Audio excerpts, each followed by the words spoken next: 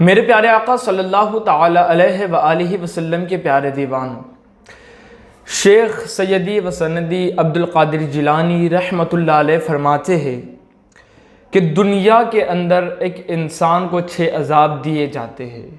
اب وہ 6 عذاب کون کون سے ہیں، اور اگر ہماری زندگی میں بھی یہ جاری و ساری ہے تو ہم اس کو ختم کر سکتے ہیں۔ پیارے آقا علیہ الصلوۃ والسلام کی پیارے دیوانوں، غوث پاک فرماتے ہیں کہ دنیا کا پہلا عذاب یہ ہے کہ اسے نیک لوگوں کی فہرست سے نکال دیا جاتا ہے۔ اب اگر اس کی تفصیل کے اندر ہم بات کریں تو پیارے آقا علیہ الصلوۃ والسلام کے پیارے دیوانوں، اس سے نیکی کرنے کی سعادت چھین لی جاتی ہے اور وہ بس گناہوں کے دلدل کے اندر پھنستا چلا جاتا ہے۔ یعنی اگر یہ ایسا لگنے لگے کہ اب ہم نیکی کی طرف راغب نہیں ہو پا رہے ہیں، ہم نیکیاں نہیں کر پا رہے ہیں، تو سمجھ لینا کہ دنیا کے پہلے عذاب کے اندر ہم کو ڈھکیل دیا گیا ہے۔ اور اگر احساس ہو جائے تو توبہ کرے اور واپس سے نیکی کی طرف اپنی رغبت کو دکھانا شروع کر دے۔ تو پہلا عذاب یہ ہے دنیا کا کہ اس کو نیک لوگوں کی فہرست سے نکال دیا جاتا ہے۔ شیخ فرماتے ہیں کہ دوسرا یہ کہ اس کی زندگی سے برکت چلی جاتی ہے۔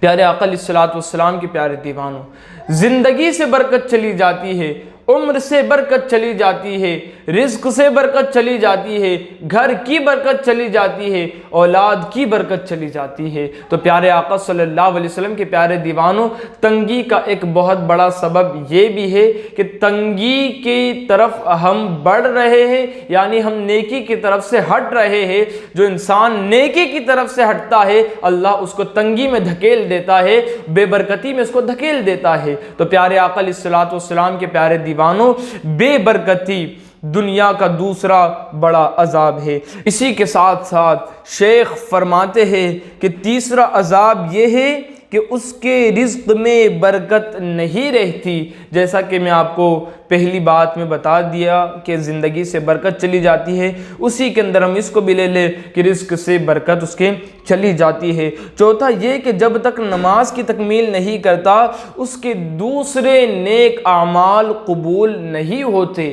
پیارے آقا علیہ الصلوۃ والسلام کے پیارے دیوانوں، اس کے اندر سبق ہے ہمارے لیے۔ ہم نوافل کی طرف، ہم مستحبات کی طرف اتنی رغبت دکھاتے ہیں کہ ہماری نماز سائڈ پہ رہ جاتی ہے، نماز ہم مکمل نہیں کر پاتے۔ تو یہاں پر شیخ فرما رہے ہیں کہ چوتھا عذاب یہ ہے کہ جب تک اس کی نماز باقی ہے، اس کے دوسرے نیک کام قبول نہیں ہوتے۔ تو پہلی چیز، نماز کو ہم آگے رکھے، سب سے نماز کو ہم نے مکمل کرنا ہی ہے۔ جب تک فرائض باقی ہے، مستحبات کے اندر ہم اپنا ٹائم پاس کر رہے ہیں بس، کیونکہ وہ تو قبول ہونا نہیں ہے، بقول شیخ عبد القادر جیلانی رحمۃ اللہ علیہ۔ تو پیارے آقا کے پیارے دیوانوں، سب سے زیادہ اہمیت نماز کو دے۔ شیخ فرماتے ہیں کہ پانچواں یہ کہ اس کی دعا قبول نہیں ہوتی۔ آج کتنے گلے شکوے ہم کر رہے ہیں کہ بابا کے پاس چلے گئے، پیر صاحب کے پاس چلے گئے، دعا قبول نہیں ہو رہی، دعا قبول نہیں ہو رہی، دعا قبول کیسے ہوں گی؟ جب نیکوں کی فہرست سے ہم کو نکال دیا جائے، جب ہم نماز مکمل نہیں کر رہے ہیں، تو دعا کیسے قبول ہوں گی؟ تو یہ بھی ایک چیز کہ جب دعائیں قبول نہ ہونے لگ جائے، کہ دعا قبول نہیں ہو رہی ہے، تو سمجھ لو کہ ہم عذاب میں گرفتار ہیں دنیا کے۔ چھٹا یہ کہ صالح لوگوں کی دعا سے اسے کوئی حصہ نہیں ملتا۔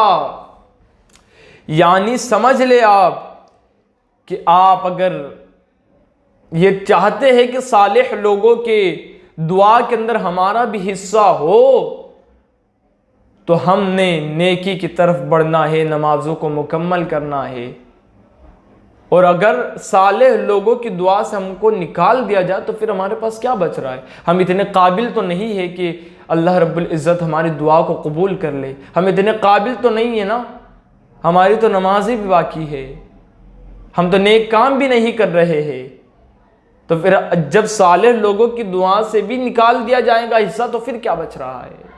تو پیارے آقا علیہ الصلوۃ والسلام کے پیارے دیوانوں، شیخ نے فرمایا 6 عذاب ہے، تو اگر یہ چیزیں ہمارے اندر ہو تو آپ ان کو نکال دیں اور نیک لوگوں کی فہرست میں ہم شامل ہو جائے، تاکہ صالحین کی دعاؤں کے اندر ہمارا حصہ بھی ہو۔